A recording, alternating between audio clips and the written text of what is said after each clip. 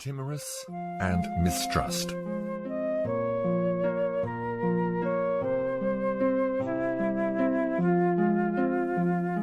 Now, when he reached the top of the hill, two men came running to meet him. The name of the one was Timorous, and the other Mistrust. Christian inquired of them, "Sirs, what's the matter? You're running the wrong way."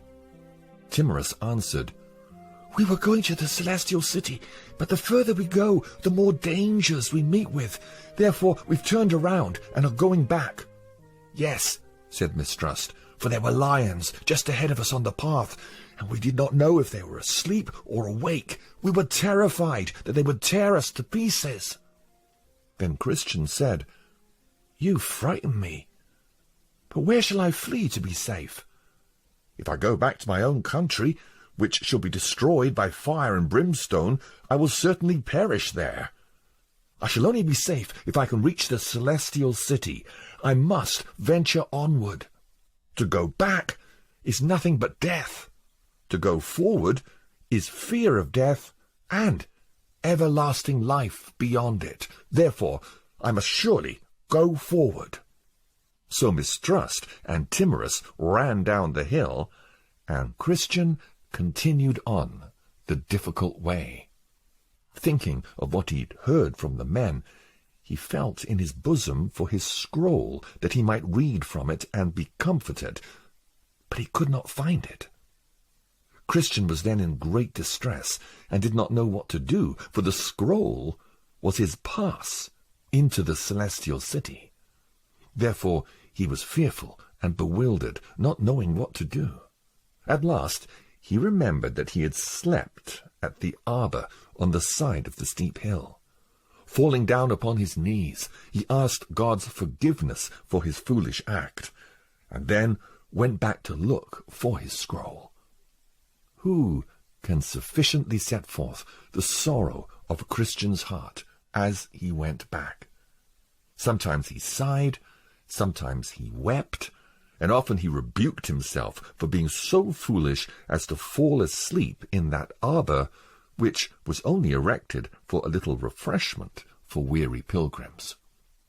Thus he went back, carefully looking on this side and on that side all the way as he went, hoping perhaps that he might find his scroll, which had been his comfort so many times on his journey. So he went on until he again came within sight of the arbor where he had rested and slept.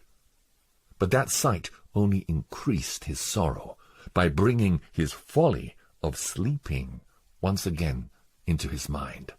Thus he bemoaned, "Oh, what a wretched man I am, that I should sleep in the daytime, and in the midst of difficulty, that I should so indulge my flesh, for the Lord of the hill has built this arbor only for the refreshment of pilgrims.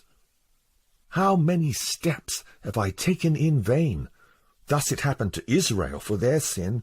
They were sent back again by the way of the Red Sea. Just so I'm made to retrace those steps with sorrow, which I might have trod with delight, had it not been for my folly of sleeping. How much further along my way might I have been by this time?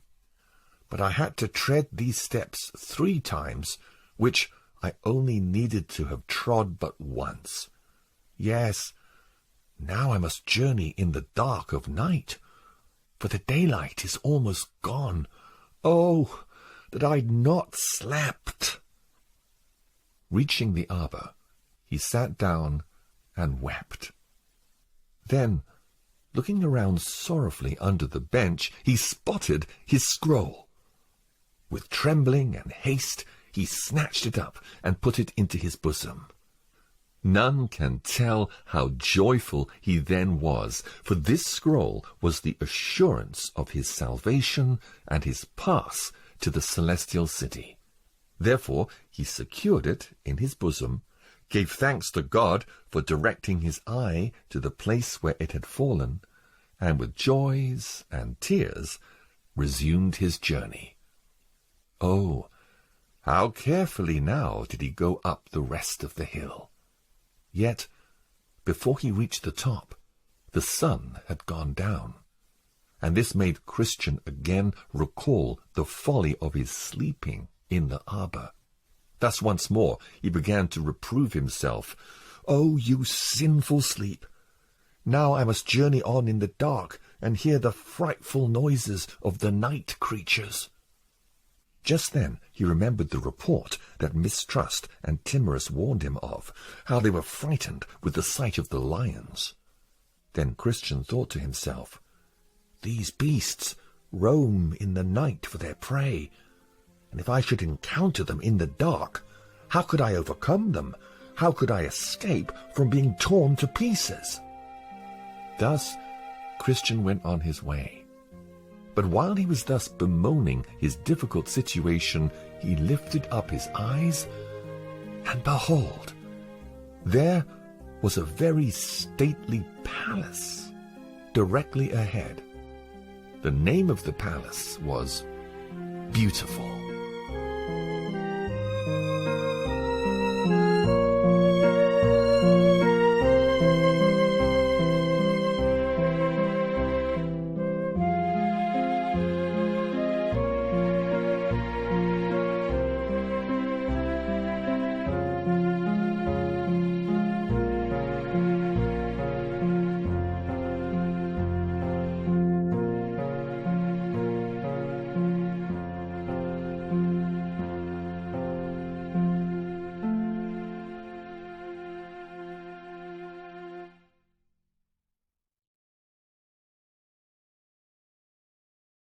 Timorous and